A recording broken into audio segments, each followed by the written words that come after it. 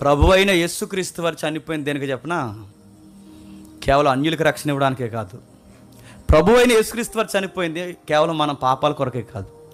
ప్రభు అయిన యేసుక్రీస్తు వారు చనిపోయింది ఈ ప్రవచనం ప్రకారం తెలిసి చెప్పాడు, తెలియజెప్పాడు, మొత్తం మీద ప్రధాన యాజకుడానికి చెప్పాడు.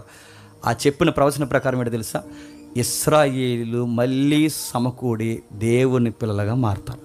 ఇప్పుడు బాగా వినండి. సమకూడడం అంటే జోగ్రఫికల్గా దేశం విస్తరించడం కాదు.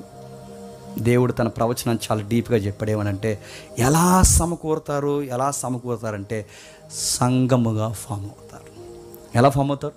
సంఘం. అందుకే చూడండి, ప్రభు అయిన యేసుక్రీస్తు వారు నమ్ముకున్న వారికి యూదుడని ఉండదు, చెప్పండి, గ్రీసు దేశస్థుడు ఉండదు, అన్యుడని లేదు, ఇశ్రాయేలని లేదు. మరి ఏమవుతారంటే అందరూ ఏకమవుతారు. ఈ చెదిరిపోయిన అన్యుల్ని ఇశ్రాయేల్ అందరినీ కలిపి తన రాజ్యాన్ని విస్తరింపజేస్తారు. ఇప్పుడు దేవుడు ప్రణాళిక కేవలం ఇజ్రాయేల్ దేశమే కాదు, ఇజ్రాయేలు అన్యులు కూడా కలిసి సంఘముగా కట్టబడాలన్నదే, చెప్పండి, దేవుని ప్రణాళిక.